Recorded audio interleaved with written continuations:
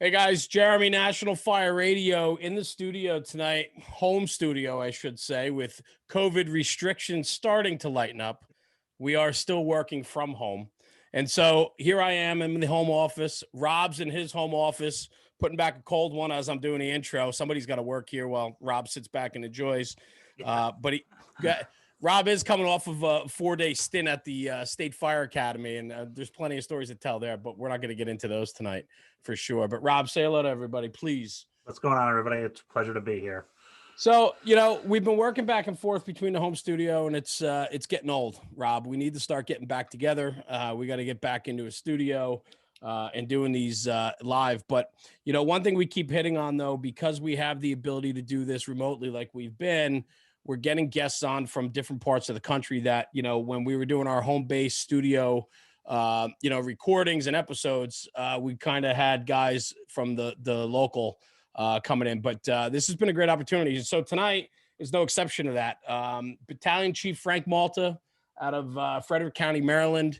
Chief, thank you for joining us tonight. Say hello, please. Hello, fellas. Thanks for having me. Of course. I will say, Frank and I have, we've spoken on a few occasions now, and this is partly due or entirely due to social media and Instagram for particular sake here. Because Frank does have a page that he was running with his engine company down in Frederick County. And then as he got promoted, he started his own page, and he's putting out some incredible nuggets. And we're going to talk about all that tonight, as well as your career and your bio and some influences and your love for training and everything else. But Chief, thanks for joining us tonight.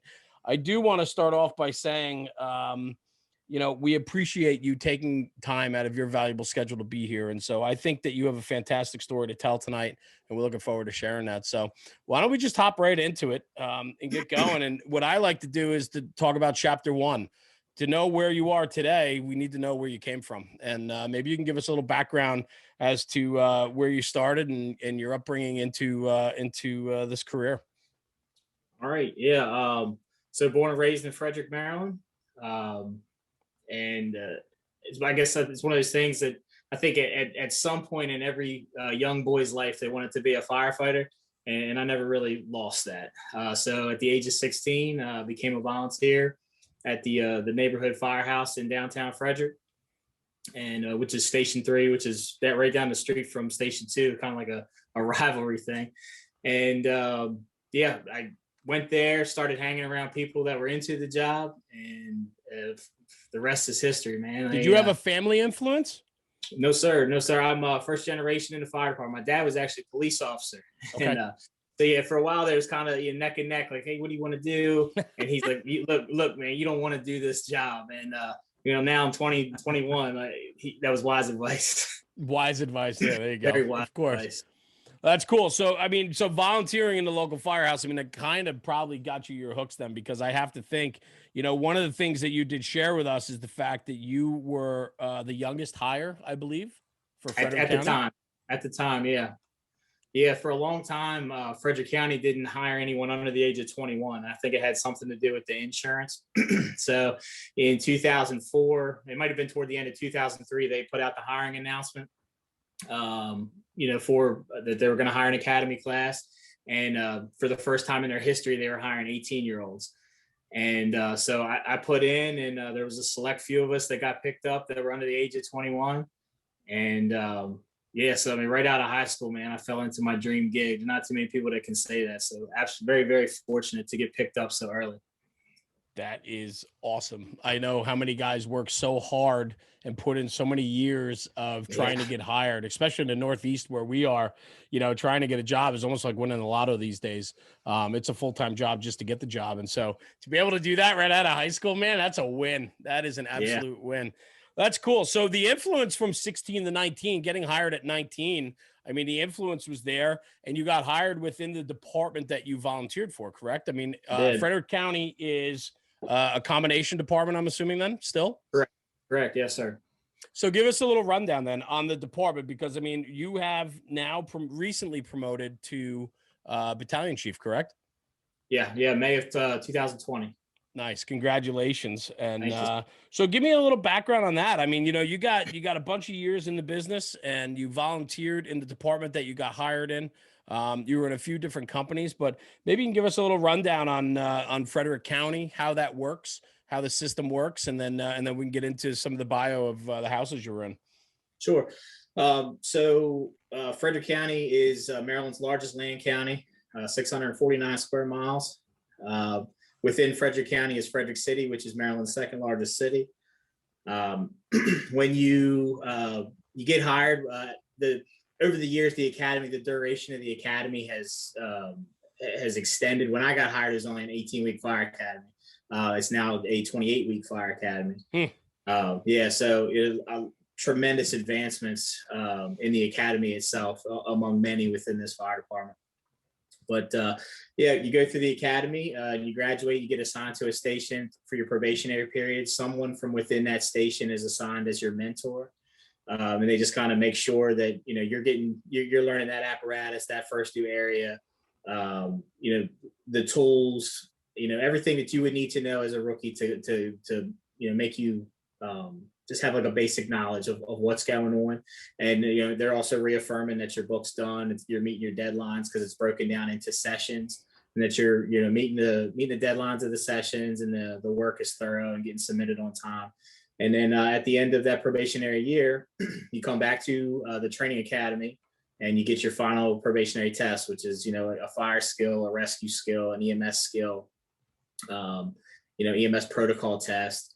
And if you satisfactorily pass that, then you're off probation.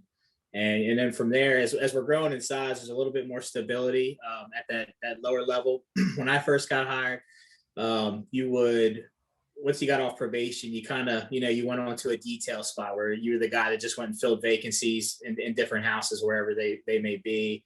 Then as time goes, and if you make yourself a little bit more marketable, become a engine driver, at stations, that can kind of help promote some of that stability and keep you in one spot for a little bit longer. So that is that mentorship program then built into the system so that when you come out of the academy, they put you into the company and then you have a mentor? Is that always a senior man, or is that somebody that is, how does that work?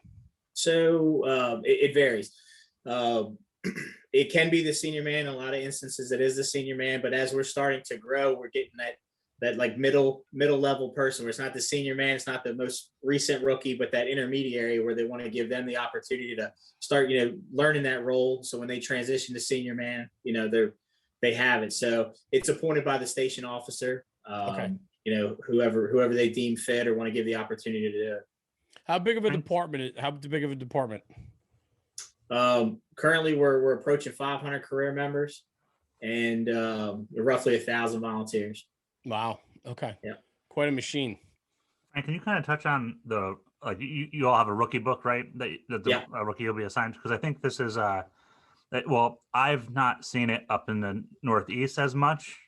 But I think the concept behind the rookie book, for those who don't know it, could you just kind of explain that a little bit and just expand on it? Because I think it's a awesome tool for departments to use. I want to, I've seen it in PG a couple times, but it's been cool to see people, kind of complete it in steps. So let's kind of touch on that if you don't mind. Sure. So the policy procedure manual, our I'm sorry, not our policy procedure manual, our probationary manual is broken down into 6 sessions with like the first 2 to 3 sessions are kind of revolve around EMS, like making sure that the first session is making sure that person is comfortable and competent to function as an aid provider by themselves.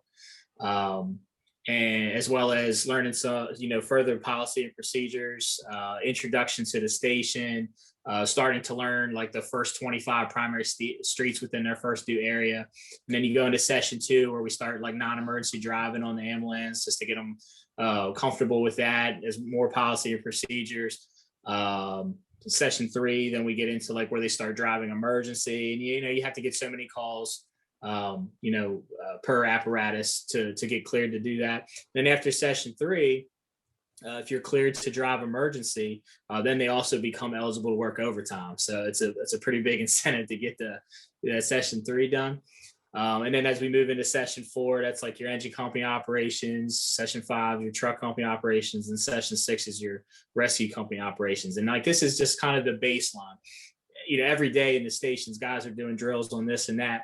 So this is like what they have to get done, but they're also reaping the benefit of whatever else is going on in the firehouse. So the way it's laid out, if you were just to look and see like, oh, the engine company operations are in session 4, you have to wait 6 months before you do anything with the engine. That's not necessarily the case. They're out there pulling lines and stuff. Some of them on their very first day on the job. I think that it's like one of the nice things I like about it is it breaks it up for the recruit or the rookie firefighter, that like all this information you have to absorb in on top of the academy. Now you're out of the academy. Now you're trying to learn the job, and it's a good way to divide it up and make it manageable, so that you're actually getting a good result at the end of it.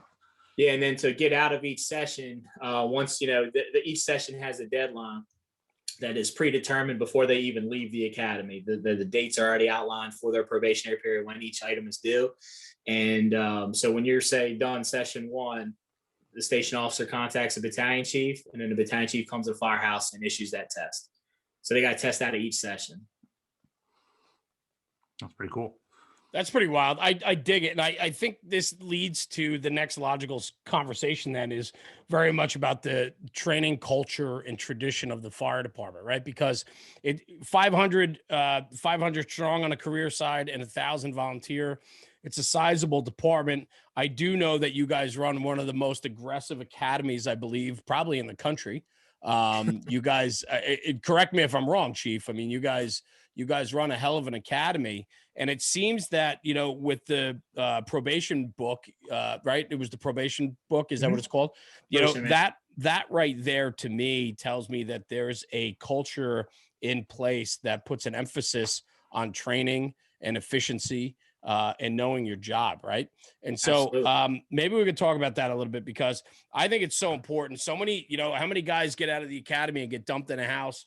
And if it's a house, great. If it's a C house, good luck with your career type thing. And it doesn't seem that that's the case. So, Frederick County, if I get put in a house, whether it's a slow house or busy house, I got work to do. And the only way I'm going to succeed at doing that is with with my mentor and the company, correct? Yeah. And then some of the stuff they even go outside the company level. Some of the stuff that they'll incorporate it with other stations within the battalion, and do the drills that way, where you get several rookies from several stations and you kind of all working toward it together. So it's cool in the aspect of the rookies doing what they have to do, but by default, other people on the shift are helping to foster that environment. Yeah. So you say one of the items may be very mundane, stretch a cross leg, which is an art in itself. I don't want to downplay that, but you get out there, stretch a cross leg, and then the guy, hey, well, let's try the 300, or what if we have to build this out? And it kind of, if you start off with something small, more times than not, once you get the ball rolling, it's tough to get it stopped, and these guys want to keep going all day. How was it with you? Did you have a probationary book? I did. Again, a little bit different of an era. I don't recall the battalion chiefs testing us. It was kind of like at that time, the station officer is the one that tested you. But we did still have to come back to the fire academy at the end of that probationary period and test out. And you went from what you said, 18 weeks when you got on. Correct. And you got on back in 2004. To now, fast forward 16, 17 years later, and you're at 28 weeks in the academy now. Yeah. So how different was your experience? I mean, we talk a lot about this in the fire service about how things are changing and, X, Y, and Z, right? But at the end of the day, they truly are. And sometimes, you find a lot of time is added onto the academy just because you have to run through the monotonous BS of all the cover your ass stuff and mandatory trainings and things like that. But, you did 18 weeks in the academy. You come out, you go to your house, and you have your probationary book and you walk in the door. How did that go? So I remember my first day on the job, I come in uniform, press sharp, looking good, super early, book under my arm, ready to go.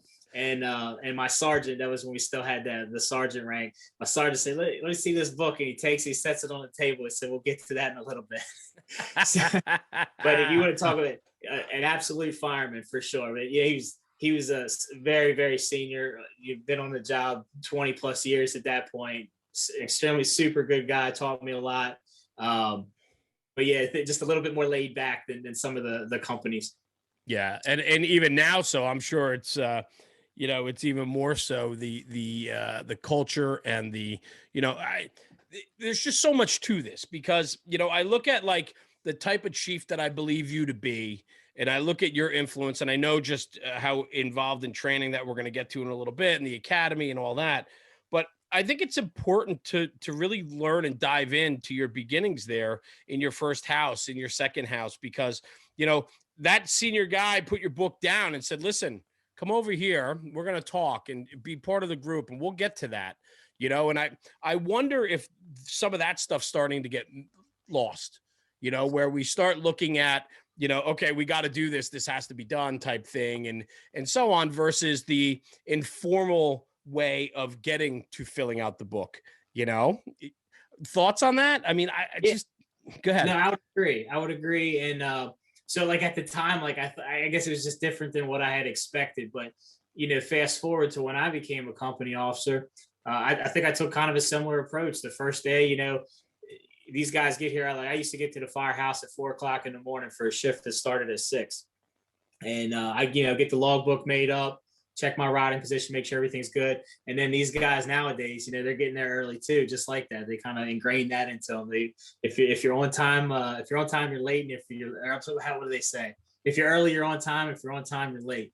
Yeah. So it's beat into their head to be here early. So they get there, and I kind of tell the guy, look, this is the ambulance. Just start taking a look at it. The rest of the guys will start trickling in here in a little bit. And, so they'll kind of give them the once over the ambulance. We sit down for lineup at about 6:15-ish and, just kind of talk about the events of the day. But, we got a new guy now. So introduce yourself. Tell us a little bit about yourself. Introduce each other on the shift. And then what I would like to follow that up with is go up to the office and sit down with them and just kind of feel them out, see what their goals are, see what kind of experience they have. But probably most importantly is to make the expectation known, because without that, you're blind. Huge. Yeah, I agree with you. We expect so much out of somebody, but when you don't paint the picture for them or tell them the expectations we have for them, and then they let us down or disappoint us, it's not fair on them because they didn't know that the expectation was there. Right. Yeah, absolutely. If you don't tell them, how are they supposed to know? Exactly. How were your influences? I mean, you just said that when you were the station captain, right? And the new guy came in under your watch, you kind of took that little bit of that older school approach. How important was that to you growing up through the firehouse, right? I mean, you came in as a kid. I mean, you got hired at 19. I mean, shit. I just, I still feel like I'm a 25-year-old kid, even though I'm not even close anymore. And I just think about that. And at 19, I mean, you come in, all you want to do is run through the front door with that line and go to fire. Oh yeah, absolutely. So, how important were the influences you had, because you really grew up in the firehouse? No. Yeah.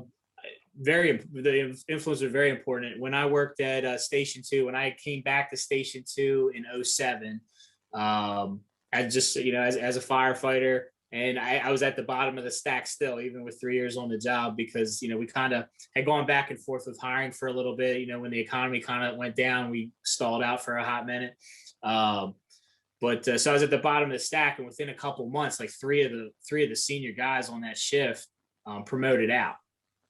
So then me and another guy kind of gained seniority on the shift very quickly.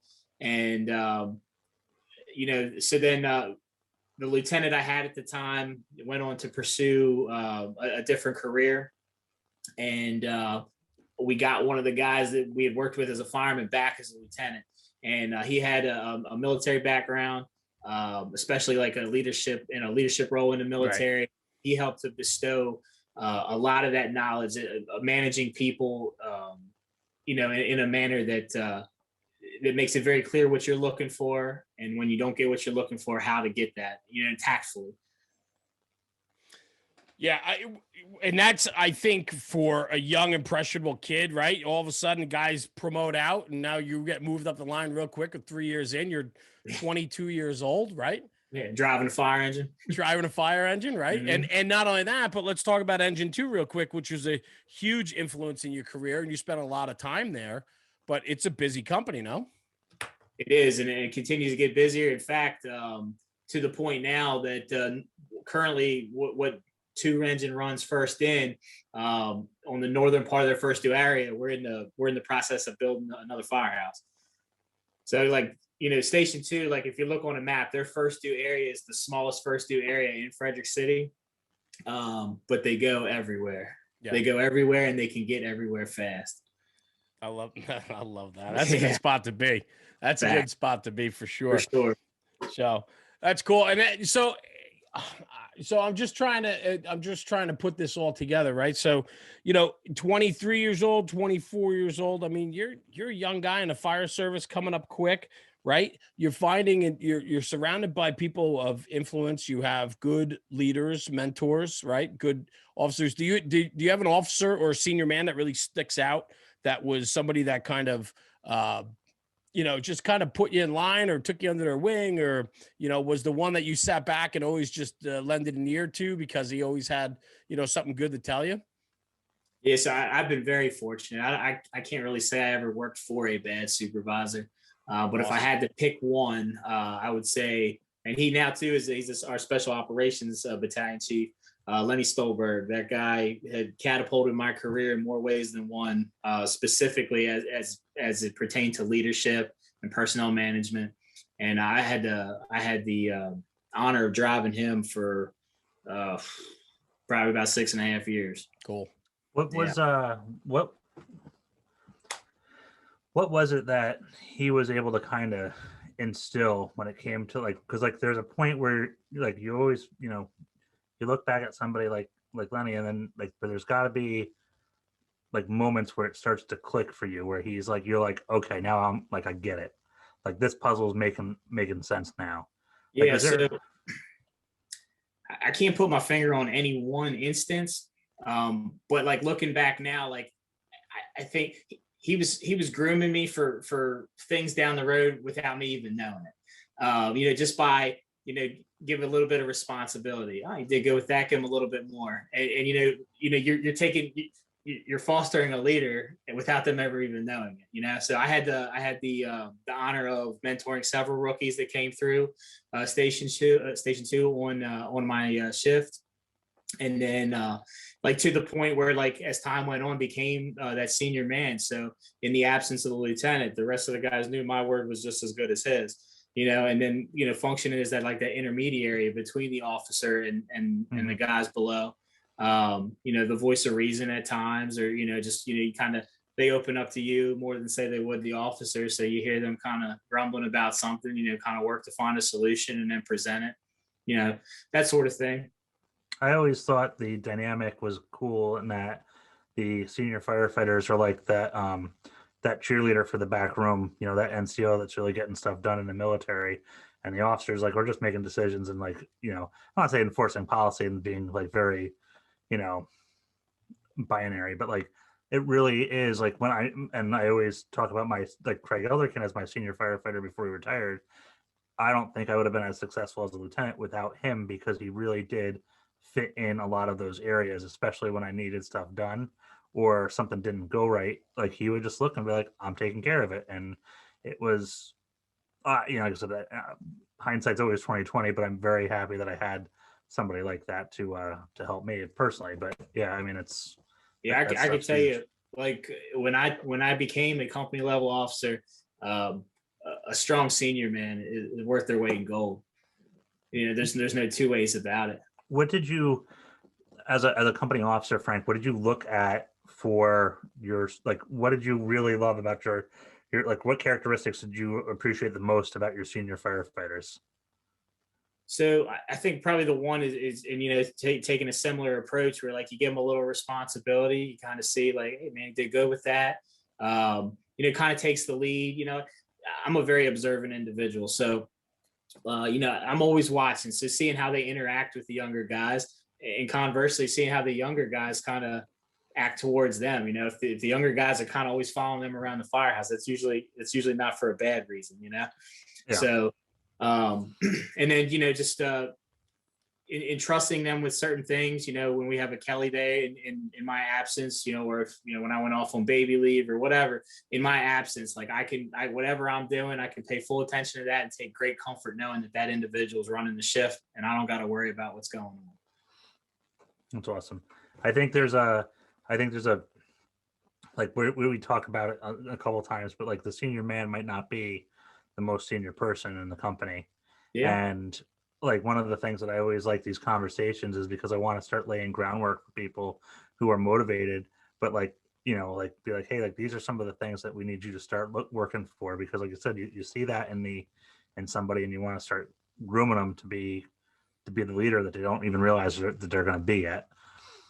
Yeah. There's an art to it too, right? I mean, we always talk about the senior man, but shit, I mean, there is such an art to it. And I'm not even talking about grooming somebody or mentoring somebody to come up and eventually become that. I'm talking about also officers that allow for it, right? I think too often we're finding now that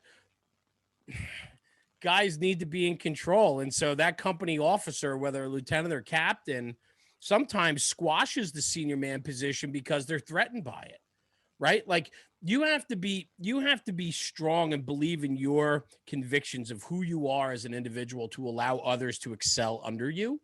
And to have a company that the senior man carries tremendous worth means that the boss in that house is confident in his skills and abilities to allow somebody to have as much power informally as he does. Think about that, right? I don't think we've ever even talked about that concept before. Well, I don't even think it's talked about in an officer class, I mean, like, right. Because and I think that's actually just hit me as we were discussing this, because it's something that's missing. Like we go over all this, like you said before, this technical stuff, but we don't actually talk about that inner personality of working with somebody and developing that and having that skill set. So 100%. Frank, you talk about, you're talking about some mentors and people that, you had incredible experiences with who helped shape you into becoming who you are. I mean, you fast tracked through your department. You're still a young guy, right? You got a lot of years in getting hired young, and you're in love with the job more now than ever. But I love this one line you dropped me. It says, serving as a mentor to many who have gone on to become leaders themselves. What does that mean to you? I mean, you at one day went from being mentored to a mentor. How does that process? I mean, it's not that you flip a switch overnight, but what a cool concept, right? Like talk about that, the influence that you absorbed and then now you give. I love that. Talk about that. Yeah, it's like any aspect of the fire department, whether you're the lieutenant that's running the recruit class or you are somebody who is a mentor to a newly assigned rookie, you're gonna set the stage for their career. Usually in that first year they're on the job. Hell yeah. Their reputation is built, and you know how it goes. It takes a long time to build a good reputation, and just like that, it can go away. So, but to me, like I always took great pride in knowing that my name was associated with people that were successful, and I felt like, not necessarily like because get my name out there, but it made me feel good that I was able to do things. I agree with you, man. You don't have to be humble here. I feel very much the same way. Like I am super proud to tell people that these guys are my friends, because it means you're surrounding yourself with great people. You're surrounding yourself with like-minded people. And I think that there's nothing wrong with that. And that's not bragging. And it's not trying to be humble and saying, oh, this and that. I mean, when you do it right, it feels so good. Yeah, absolutely. Absolutely. That's why I tell these guys when they come through here as the recruit class commanders, and some of them, because it's a day work gig and some of them don't like the schedule change. They're like, think about it, man. your name is associated with 30 individuals. Like that can never be taken away from you. Your name is on their flag that will hang on the wall here forever. That's yours. All right. And like the skills that you get in those positions, just you're dealing with 30 people from different walks of life, some with experience, some with no experience. And then to compound it further, you have young ones, like you kind of at times, man, you're the marriage counselor, you're the financial planner, you're the, you absorb all these roles because they don't really have anyone else to turn to at that point, and then as they get into the firehouse, in a perfect world, every firehouse has that individual too, the guy you go to for advice, whether it be on the job advice, off the job advice, combination of the 100%. two. Yeah. Plumber, carpenter, divorce attorney, accountant. Got a guy for everything. Right. We got them all, right? I mean, there's absolutely. Guy. But I think that's another part of the band of brothers, the cast of characters, right? And that's all part of the experience. But I love it, man, because there's so much influence in the firehouse, and it's not just on the fire ground. It's not just in the academy. It's also in real life. And I think part of that conversation goes lost too. And I think with you being involved in the recruit classes and in the academy, and the fact that you just said before that your office overlooks basically the training ground. So, there's times that you find yourself wandering downstairs to go see what they're doing and so on. I think that goes a long way. And I think that in a position that you're in understanding all of that, you have the ability to bring forth a better message than most. I mean, you're highly in tune with it. You love it. You're right there. I mean, you can get hands-on, roll up your white shirt sleeves and have and still enjoy working with the recruits, but so much more than just the fireground aspect, but it's also those life experiences, which Rob alluded to before. We don't ever talk about that. We don't ever talk about financial planning. We don't ever talk about marriage and the job and, the ins and outs of it and so on. I mean, that's all stuff that people tend to find along the way. And, maybe we're doing a disservice by not giving the people a little bit more of a background as they come in. Rob, what are your thoughts on that? Well, we were having this discussion up in Montour before we left today, and they were saying like, hey, you might have a student come into the class, and they just don't seem right. Something might be going on. And they started to touch on like this whole, like, hey, there's problems off the job that are going to come into the job. And it's up to us as fire service instructors that if we notice this and there's a moment for us to say something, like reach out to that individual and be like, hey, Frank, is everything going on? You okay today? You don't seem yourself. And I just want to make sure you're okay. And I said, like, be ready. It might open up something. And then you got to do what you have to do as an instructor to get that person some help if it's feasible. But like, I think we need to really, I don't want to say re-educate people, but that's what we're about. Like we say this is a brotherhood, sisterhood, it's a family. Well, that's what like healthy families do, is they help each other out and they listen. So, Yeah, there's absolutely, it's more than drinking beer and playing softball. Right. It used to be that simple, I think. I don't know, Right. Well, but it's one of those things. I think I think the way things have kind of changed.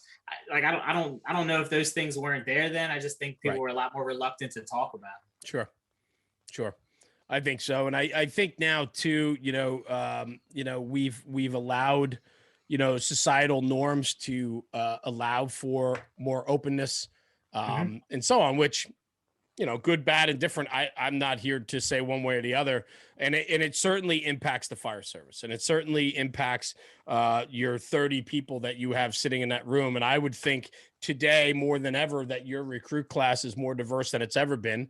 And it seems like that happens everywhere now. The diversity is huge, where this was really not so much of a diverse job many years ago. Now more than ever, it's quite diverse. So you're getting people from every walk of life, ethnicity, race, religion, beliefs, you name it, and you bring them all together, and then you try to instill the values and virtues of the fire service to people that have to learn it, and it's a harder task than it's ever been before. Sure. But Frank, I have to think for you to get to the training aspect of it and how important that is for you. There's got to be an incredible sense of satisfaction for yourself though, too. We talked about how you've become a mentor for others and laying that foundation, but also to be able to set forth, 30 kids in your academy that are just starting their career. You have an incredible opportunity to really set the record for them and lead them on a path of success. So that's just an incredible virtue to have, and I think that's wonderful. The other thing you talked about too, and kind of lead it down a different road outside of the academy, but you talked about the importance of company training, and I think Frederick County has a very big culture in that. Hearing about your probationary book, and then the fact that they might be stretching lines the first day that kid walks in. Maybe you could talk to the culture a little bit about in Frederick County and where you fit in with that and your beliefs on the company level and so on. I think that's just super important to share. Yeah. So company level training started for me as a senior man. There was many days where I was entrusted in running the drill for the day. And my thing was, as much as I love going to work and being in the firehouse, I love to be out of the firehouse. So any opportunity we got to get on the wagon and take a ride over to an apartment complex or, to the backside of a shopping center to do the drill where you're actually going to execute that skill in real life. Not taking away, there's certainly a lot that can be done in the firehouse as well. But I always like getting out in the wild. I think the benefits of doing that, aside from it being the environment where it's really going to go down, you're in the public eye. You wouldn't believe how many people come out. Hey, what are you guys doing? And you get explained to them, and you're educating the public as to what it is we're doing, and kind of maybe dispel some of the myth that we're just sitting around watching TV all day long. And then the social media. Well, even before social media, like it's one of those. Oh, those guys are training, and then you'd have like some other shifts where like, oh yeah, these guys are out running lines all day. You're run lines here, run lines there. A little bit of pushback, but as time evolves and the rate we're hiring people, we're a very young fire department, and now it's to the point where the tables have totally turned. Where now there's more people that want to go out and train all day long than there is the guys that just want to hang out. Outstanding. And and the social media I feel like helps kind of put it out there front and center. So it's almost like, oh man, these guys ran a 500. You see them guys run that 500. It took them a minute 30 to get it in place. We got to go out. We got to go do it faster. It gets competitive, which to me, like the fire department's always been a competitive sport. I know some will disagree with that, but it's just one of the things. Like to me, it was always to be the most efficient version of whatever you can be at whatever. Hell yeah, competition's good, brother. Absolutely. Yeah. Good. Go ahead, Rob. I like company training, and I think it's awesome. And I'm asking this like a selfish question for myself as a company officer. You don't have to, company training doesn't have to be a planned out, written, here's my learning, learning objectives, my enabling objectives. Like you can just simply say like, hey, we're going to go out and stretch lines. Yeah. And that's fine. Because I think there's definitely a culture happening where people are talking about lesson plans, and that there's this belief that they have to be there. And I think that I actually sometimes believe they slow things down because you can jump on the wagon and go out behind a shopping center and practice it in a connection. Sure. And that it's as simple as being like, hey, let's go do this. And in 5 minutes, you're on the truck, you're going out and you're doing it, and you're back within 30 minutes and we've accomplished something. Sure. And we can document it later. Can you kind of touch on that a little bit? So I think the lesson plan has its place. Simply to go out and run lines in an apartment complex, I don't think that's the place for it. But if you're going to do, like some higher risk stuff, you want to go over the edge on rope or something like that. Yes, stuff like that is a little bit higher risk. I think the lesson plan isn't a bad idea. Just, you get a couple sets of eyes on it, make sure nobody's overlooking anything because the room for error is minimal there. Whereas, running a line, you might trip. That's about the extent of it there. I don't think it has to be formalized. I think, and to each their own. Some people at the start of the day, hey, we're going to go run lines today. I tell you, probably the bulk of my drills that I held as a company level officer was either based on a deficiency that I identified somewhere on a call, or somebody asked a question, something as simple as a question. And that got it going. Hey, man, you think if we go over to 1,000 Heather Ridge, you think a 300 will get us to the rear of this? Well, I don't know. There's only one way to find out. Right. So and then you get out there, you do that. And the next thing you know, okay, what if what if we position here? What line will we need then? And it's just once you're out there, it's tough to get stopped. Sometimes. And I like the aspect of being out in company training like that. When you said go out in the wild, like for the company officer too, I find my best public relations stuff is there because the guys are out pulling the lines. The citizens come up and they're like, "What's going on?" And now you're explaining, and they're getting that buy-in because, like, I always think of ownership. Like, I want to give ownership to the people that we're serving. So, like, now they see us, and I'm like, well, we're just out here doing X, Y, Z. Break it down in some simple terms that they can understand. But now they're watching it as I'm explaining it. It's happening in front of them, and it's you're educating them. You're educating them to our job. A lot of times there's children present. So now, like, you're educating them. Who knows, man? 10 years from now, that person, hey, I remember these guys did that. It looks like something I want to be a part of. And ultimately, you're letting them know you care. You know what I mean? You're letting them know you care. If you have an emergency here, these guys are prepared for it. They know what's up. They've been here. They've done it 10 times. Rob, you hit on something before, man. I want to circle back to it. The whole lesson plan thing. And Chief, I get it, man. As a chief, I get it, right? But man, I think, Rob, you hit on something there a little bit, and I think I know where you were going with it. And I think that we're getting away from, or we're making excuses to get away from practicality over administration, if you will. Lesson plans are important, no doubt. And Chief, you're right. If you're doing, tech, or you're doing something of, critical where, we're putting ourselves in harm's way, even on live training, burns, things like that, you need to have your lesson plans in place. And I get that. And that's a supporting document to the practicality and functionality on the fireground. But man, when we sit there and we start getting caught up in the processes of administration to allow for practical experience on the fireground, that shit bogs everything down, and it's so non-appealing that's why nobody wants to go out and train. You know how many guys don't go out? I love the fact, Chief, that you said that, competition. I love competition. I love being the best. I love kicking somebody's ass. It's the best thing in the world, because not only do you feel satisfied, but you also get that company pride. Your engine 2 downtown, these guys, they can run that line. They know what they're doing, and so on. And I think some of that gets lost when we start to muddy it with, administration and the conversation that they weren't having, Chief, back in 2004 when you got hired. You know what I mean? Yeah, kid, put your book over here. We're going to go do this for a bit. And I throw that out there. I mean, Rob, we talk about this a lot on the platform about, today versus yesterday and this and that, and not saying one way is better than the other, but I want people to realize, when they sit here and listen to this podcast, I want them to understand, though, that there are ways of doing it, and doing it correctly, even in 2021, doing it the 2021 way, but still instill, or be able to instill, the old school values into it. Right. And I just think that that's getting lost.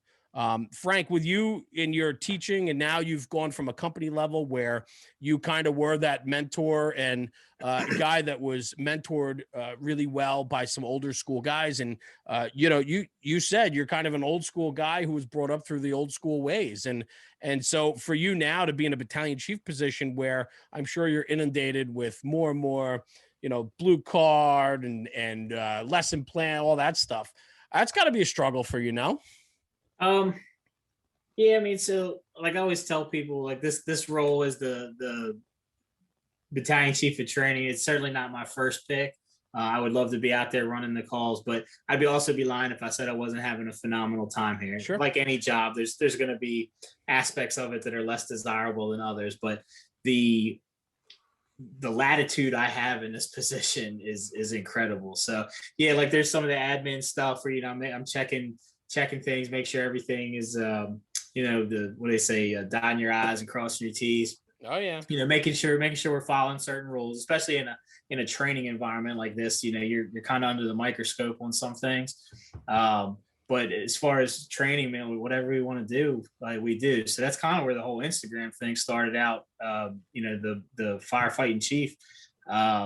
it was more for internal use. I put it out there. So you have a younger fire department, you have a younger audience, and the younger audience is on the phone. So, put it on a platform where they're going to find it. And you wouldn't believe the questions that come of it, or that, hey, yeah, we saw this here, so we went out and tried that. Or, people get phone calls and texts all day. Like, that's something I kind of pride myself on as well. Like, very approachable. I'll talk to anybody about the fire department. Well, so expand on that, because, man, you just opened up a whole lot of conversation there. But, for you, I mean, to start an Instagram. So you maintained the Instagram for your engine company, right? When you were there. I did. And that was kind of like a social experiment when I first got there. So I'd gone there as an acting captain because the current captain was off for an extended period of time. And then when they came back, I left.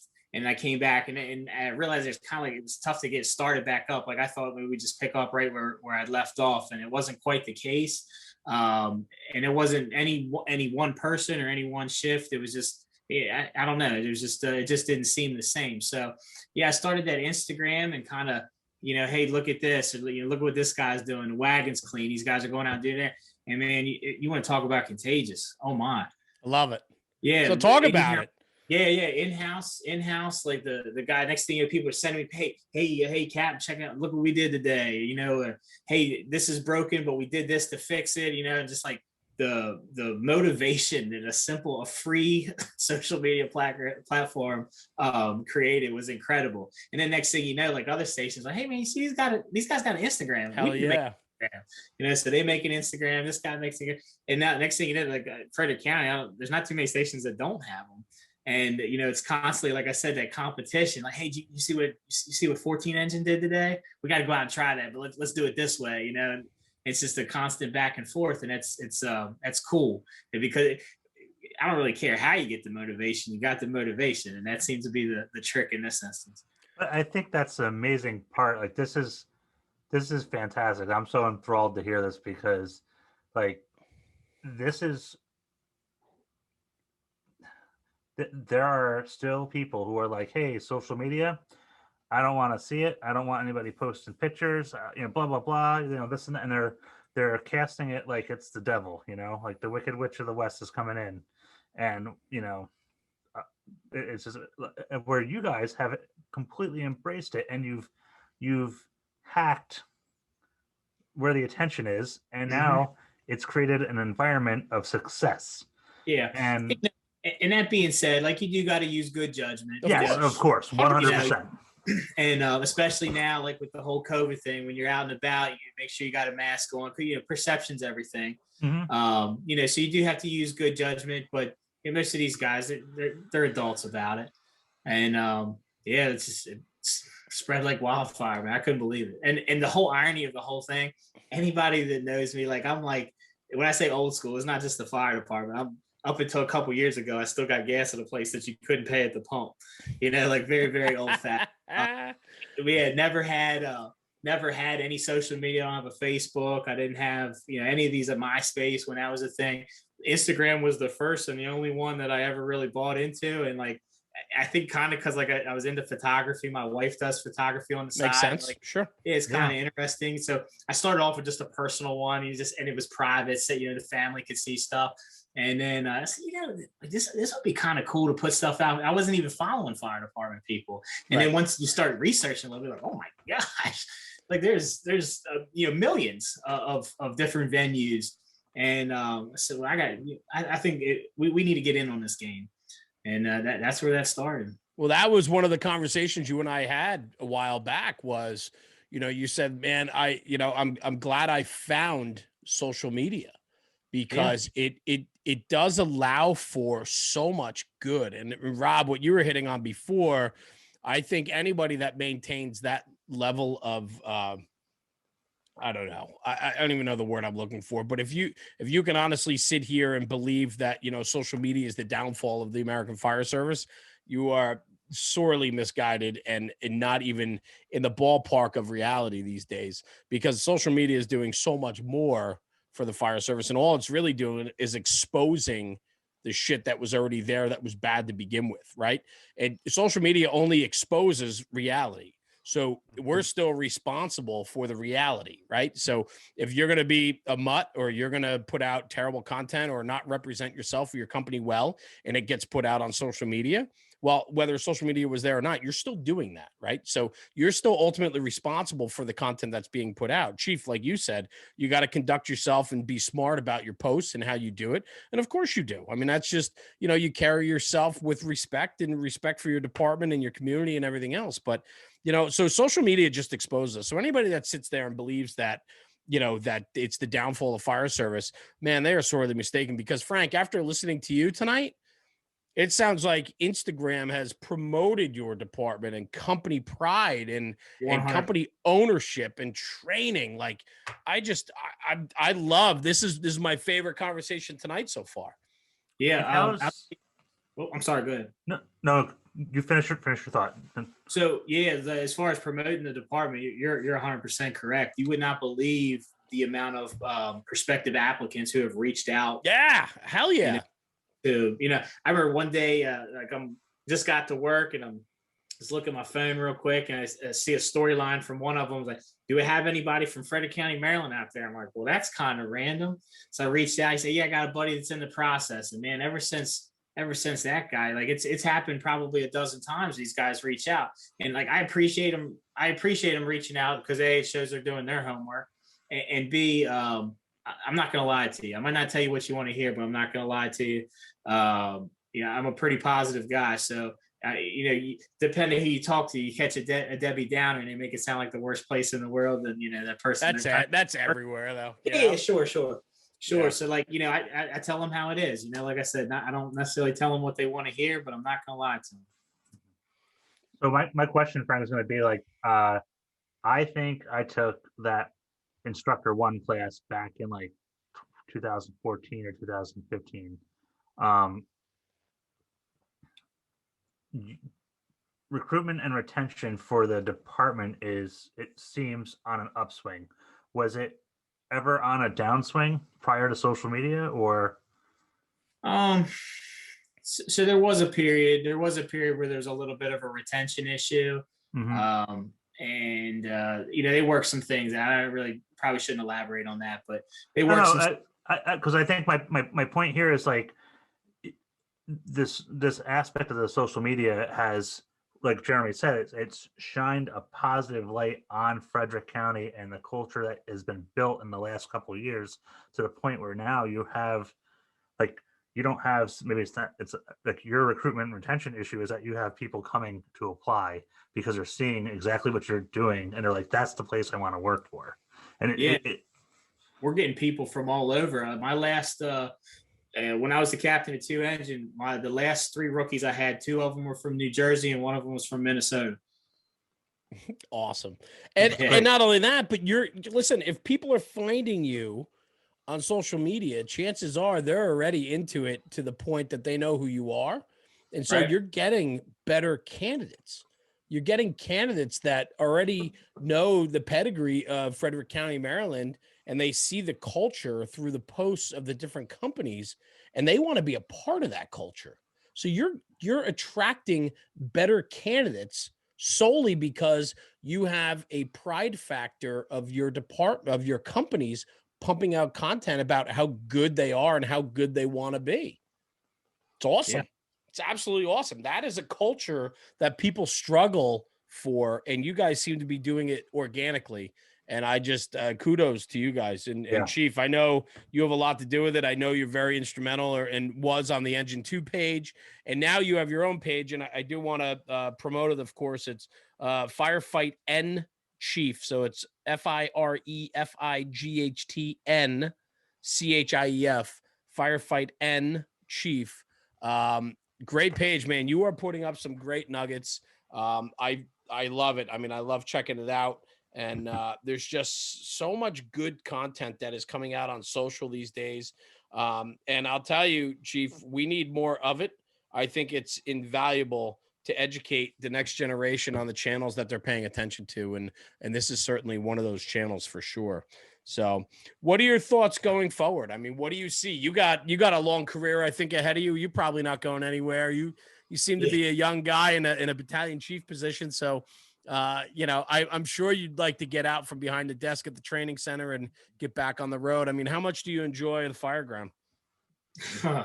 What kind of question is that, man?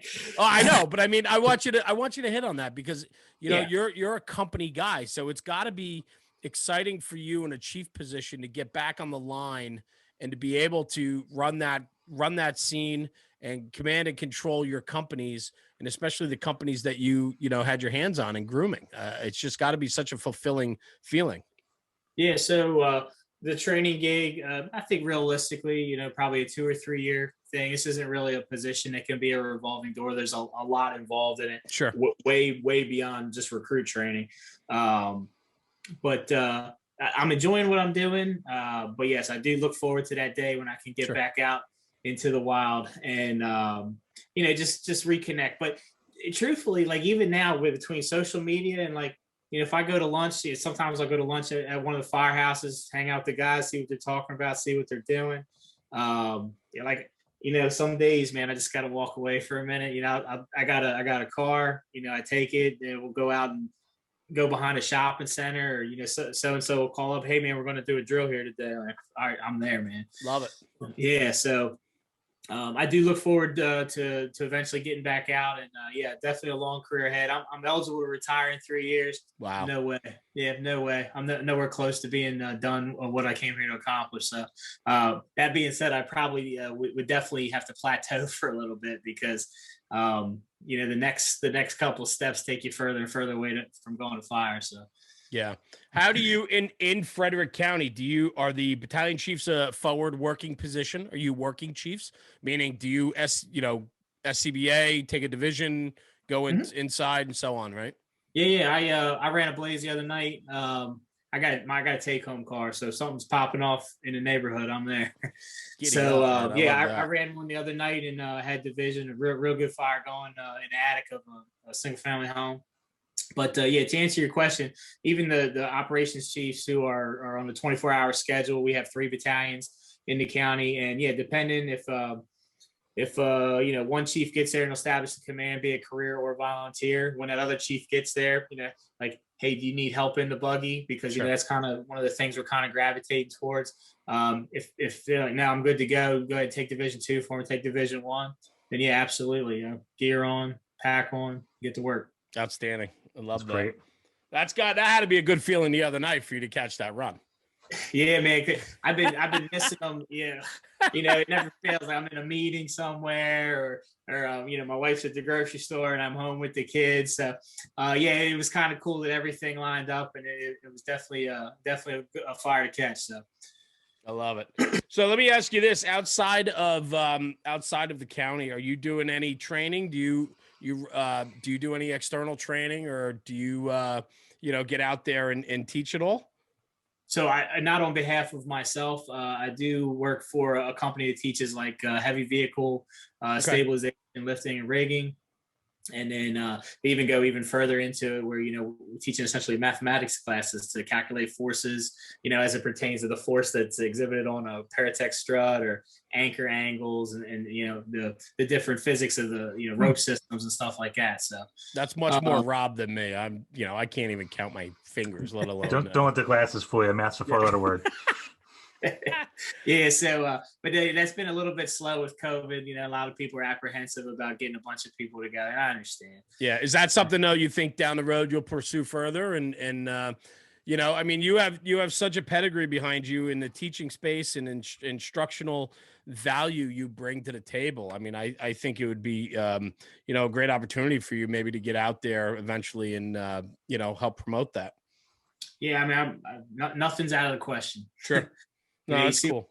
See where the road goes, and right now things are a little hectic with 2 young children, the loves of my life, and my wife's work. My wife and I's work schedule is a little bit complicated, so there's not a ton of free time to be able to go do this or that. But we'll see where a couple years. Time will tell, man. My kids are now getting older. My youngest just turned 13. So it's as much as I thought I'd have more free time, I don't, because I just keep taking on more endeavors and so on. But it's cool to watch your children get older. and really develop those relationships at different ages and so on. And I want to ask you this question because you get a twinkle in your eye when you're just talking about it. But how important is your family balance versus, with the firehouse? I mean, I talk to a lot of guys and some guys, they could turn it off, go away for the weekend and train, or they could, go to the firehouse and so on. And other guys, it's super important to have that work-life balance. Where do you fall in line with that? How important is family and what does it do for you when you're on the job? So, well, to answer in short, it's extremely important. You have to have that balance. Without the balance, sooner or later, it's just not going to work. And as far as as it pertains to the fire department, like my greatest support system, my wife, she's a trooper. I go here, I go there to take classes, or when I'm teaching with that outfit that I'm with. She very understands. She knows. Sure. Knows this is my thing. I always tell people I don't really have anything else going for me. I've worked manual labor my whole life. I worked around farms and landscaping. So this is something that has my full attention, and I dedicate. So, but yeah, when I'm not doing fire department stuff, I'm with them. Awesome. It's so important, and I get it. And it's fun when we talk to different guests and different friends on the show, and they start talking about family, and they just so many of us, our eyes light up, and you can just see that twinkle of how important that is. And it makes us a better person, and it makes us, if we're solid and have a solid foundation at home and happy in that place, then obviously you bring that forward in everything you do, and the firehouse is part of that, for sure. So good deal, man. So I'm just trying to think, like, where else do we want to go? Because, we're getting into the hour time period where, we usually start to wrap within, hour and 15 or so. But I want to make sure we bring tremendous value for you and your storytelling. And, we hit on mentorship. We hit on, some of your career. I'm curious if there's any stories out there that, like, you chuckle about, experience. I mean, we heard you talking before as a young guy on the line, you bounced through the house pretty quick, getting hired young and so on, but there had to be some funny life experiences, stories, fires, and so on that helped shape who you were. And I'm not trying to put you on the spot at all by trying to remember them at the moment, but it's a colorful career. And I just think, I just the most success to you and everything that you do, and so on. And so, I just go ahead, Rob. Was there a moment where you realized that you had arrived at your career? I mean, obviously, like, you start and you're just like, yes, this is what I want. But, like, was it, like, looking back at the last, 17, you're 17 now, right? Mm-hmm. So, is there a moment or a call or a situation or something that you were involved with that you're just like, man, like, thank you, Jesus, that I'm here, because this is what I was put here for, and this situation reaffirmed it for me. I throw out the ground balls for questions. So I think just as that, I think it really like, I always was into the fire department from the minute I walked in the door. I said, man, this is where I belong. But I think what really, really drove it home was when I got the ability to start to mentor, where you take what you have learned, be it from other people or personal experiences, and you share it with somebody who has none of that yet, and just watch them grow and succeed in their career, and do everything you can to help make them successful. Like, I think that was what really hooked me, because like, when you think of the fire department, we kind of touched on it a couple of times this evening. Going to fires and cutting people out of cars, this and that, but I guess the aspect of the people aspect of it sometimes is overlooked, like the effect that you can have on others, and not just people that you deal with on emergency calls, but internal people, the influence that you can have on them. I think it's really amazing, really.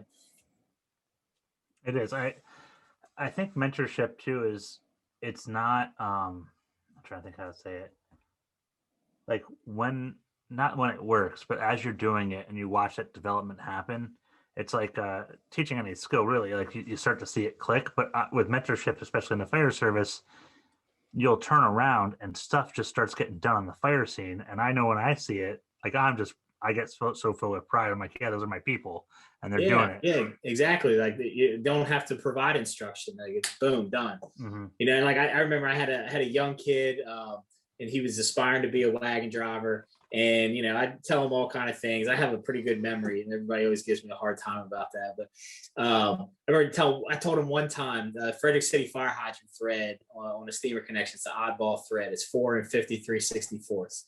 And I just throw it out there, like what? Yeah, like it's just a number, right? And then I overheard him telling somebody like the next shift, and I'm like, man, like that's cool, you know, because he didn't know that before I told him, and now he's telling somebody else, and it's just, you know, it's a chain reaction, and to me that's super cool. Are there like on a more broader scale for the fire service, what are some things that are happening that you're excited about? Like, is there like a whether it be on social media or just trending in the industry? Like, is there anything that's exciting you? Because I think we got so bound down with COVID that nobody's been like pumping up anything. Like, total mood killer. Yeah, total mood killer. But as far as you know, on a local level, we're making all kind of moves, so that's pretty exciting. But just I think probably, you know, the common theme here of our conversation this evening, social media, and just seeing the amount of younger people who are just absolutely obsessed with the job. And you know, there was a time when, and I experienced it a little bit, and there's still people of this type around, but it's kind of like, what are you doing, man? Like we might go to a fire, you know, why you put so much effort into learning that when you might have to do it? You may never have to do that skill. Whereas now you have younger people who are just absolutely obsessed with all aspects of the job. You know, they can't get enough of it. They're watching videos, they're listening to podcasts, they're going to classes here, classes there, and you know, and then just seeing how then they just blossom to where, you know, now they went from being a student to now they're teaching. You know, I think that, to me, that's very exciting just to see how that goes. It is an interesting conversation, right? Because like we all want to talk about, we all love the pictures of the old school, the nostalgia and the senior man, and you know, men were men and this and that, right? But you know, other than the South Bronx and maybe Brooklyn, and you know, the big cities, nobody was, you know, there were fires, but you know, it wasn't crazy. And my point is that we all look back on those days and say, oh, look at this and this. But so much of that too were the other aspect of the job where, you know, it wasn't I don't know, life wise, like, you know, it wasn't cool to be into the job in a way. Like it was, you know, like these guys were, you know, stellar firemen, but you know, they were just that. And I just, you know, now it's like, it's a lifestyle. I don't think it was a lifestyle. I might be off the mark with that, but I almost think now it's more of a lifestyle where people are surrounded by it because of the influences that are available to them 24 hours a day. I mean, years ago, guys would go to work and they would get off shift and they'd go home. And they were done with the job. They turned the job off. Like they didn't, you know, they didn't pursue the job. They weren't getting, you know, and I'm talking years and years ago, right? I mean, yeah, there might have been some magazines that they would read every once in a while, but when guys would go home from the job, they go home from the job. And then they'd come. Go ahead, Rob. No, so I think what social media has helped us with is that it's told us it's okay to be into the job, and then it's given us good examples to be into the job. But like going back to, because when you were talking about that, I'm thinking, no, Jeremy, I think that's wrong. And I think about Jack Dewan telling us about like, hey, Peabody's got a second alarm going, and like Jack would have to make the phone calls, and they would come to his house, and they would go in a basement and listen to the scanner, and like crack open a 6-pack, everybody would show up with a couple sixers, and they'd be listening to the fires that a Lowe's going out and they're catching work. So I think there were people who left, but they were into the job. It's just we didn't know how to talk about that because that wasn't in Firehouse Magazine. It wasn't like, hey, do you guys listen to a scanner at home and call your friends up and get drunk listening to the you know, I get I it. I think it was there. It's just like now we have such a a mobile platform to talk about it and put out the good examples. You know, with the good there comes the bad, but I still think to this day, and we say it all the time, the good crushes the bad every day of the week. Like there's, you know. Yeah, it has to. Yeah, go ahead, Frank. Yeah, no, it's you know, like just like you're saying, the good versus the bad. Like everything, you're gonna have a couple knuckleheads that want to try and keep you down. And you know, if any Instagram post that's hot, if you take the time, which I am slowly getting away from investing any time and reading the comments, you know, there's always somebody in there that's gotta chime in their 2 cents. And like, you know, sometimes it's constructive, but you know, sometimes it's just, you can tell, man. It's just like they have nothing better to do than try and bring people down, and that's unfortunate. And I think it says a lot about an individual if that's how you conduct yourself. Oh, 100%. And it's kind of like the firehouse. Like your opinion doesn't matter until it matters. So if if you're willing to put out content and try to better this job by putting out information that people can get value out of, and then there's one or two people that have to point out something, chances are those guys, they're not liked in their firehouse anyway. I mean, those are the guys that are bringing problems, every day for Most everyone, So, but it's nice that you want to share your opinion about the guy's coat not being buckled or the guy's not wearing gloves, but frankly, nobody gives a shit about what your opinion is. So just keep it to yourself, Yeah, I mean, the two that I always get, like running the long lines. Oh my God, what are you pumping at? Right. Park closer. Like, well, gee, why didn't I think of that? You can't get closer, Like, not everything is 10 feet off the sidewalk.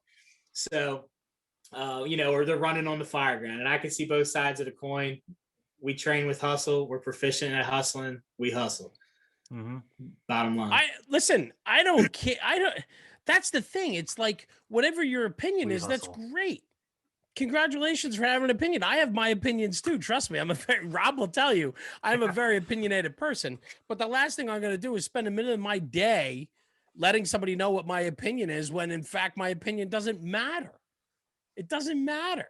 If you want to run on the fire ground, run. If you want to walk. If you want to, walk around and put your air pack on from the compartment and not from the cab, like, I don't care. And I don't know why people feel that the platform allows them to share their feelings, because frankly, nobody cares what your feeling is. And so, and that's the thing. I mean, it's a wild ride, but Frank, as you put out more and more content, I mean, you're learning that. And so, and we've been dealing with it for, since the inception of what we do, for sure. And so on. But, it's that might be a little bit of the downside, but that's really the minority. And what I tell everybody when we talk about social, because we're so heavily involved in it, is that, you can't let stuff like that discourage the good message, because there's always going to be mutts, and there's always going to be guys looking to tear you down. And there's always, our worst enemy are our own people, And yeah. So I remember I was talking to Nick Martin about it. He's like, you can't read the comments, bro. Yeah.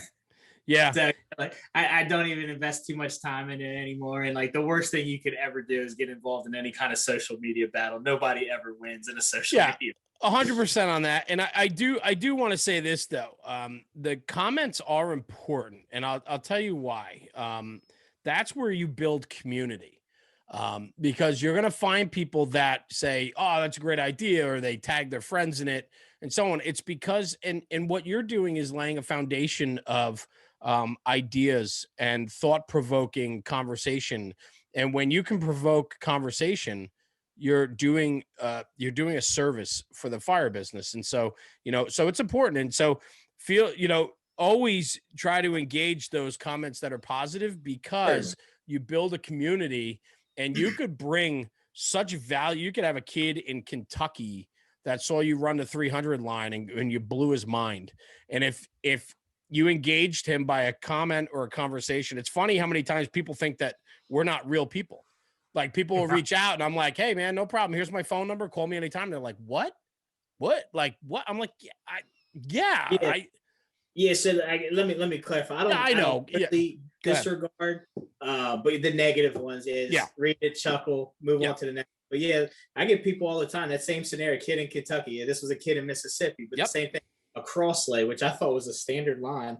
But I guess it's one of those things we take for granted around here. That's what we run. And he's like, how do you pack that or whatever? So, the next shift, man, I made a little video and sent it to him. And I think it means a lot to people.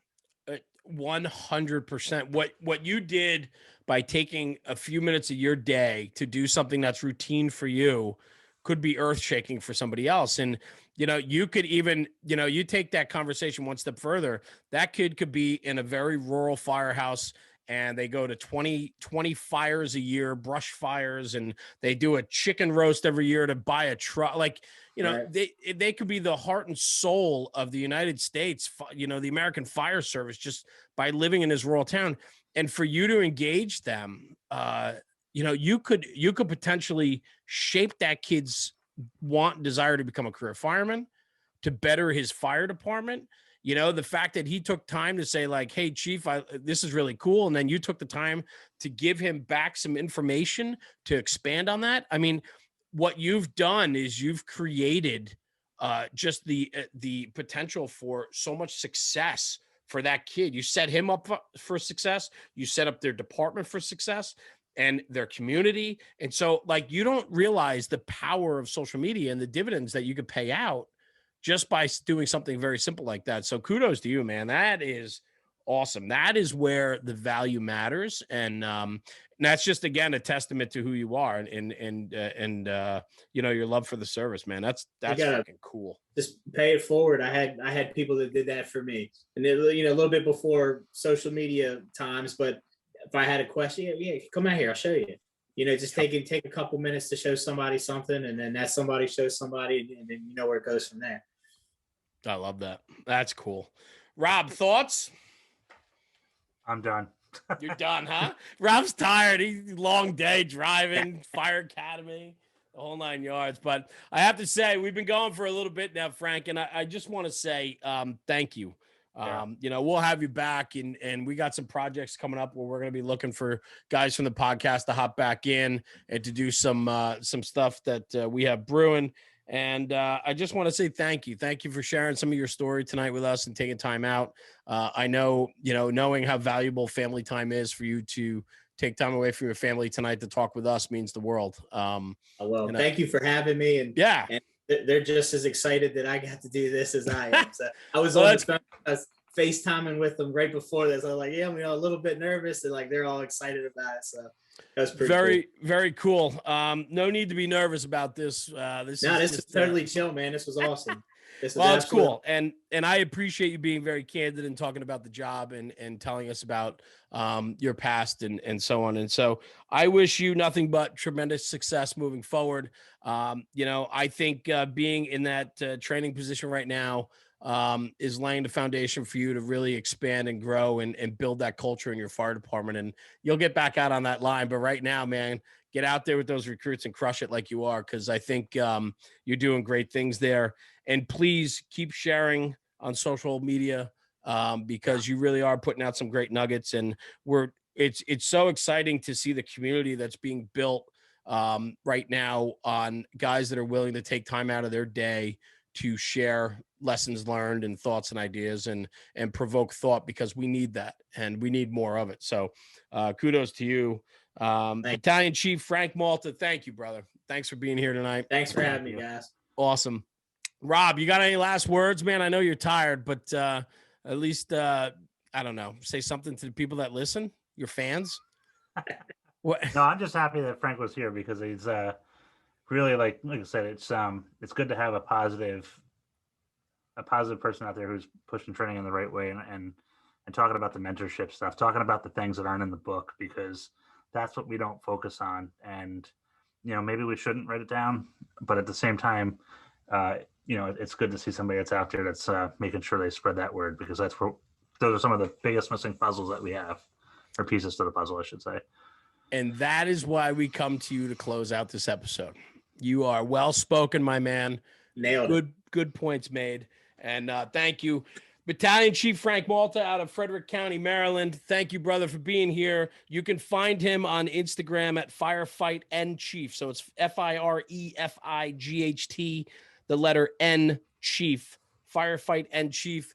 like him, follow him. He's putting out some great nuggets, some great training and thought-provoking training tidbits and so on. So, Chief, thanks again for being here, and appreciate it. And to everybody that tuned in and listening to this episode, thank you. We appreciate the support. We'll see you next time. Bye-bye.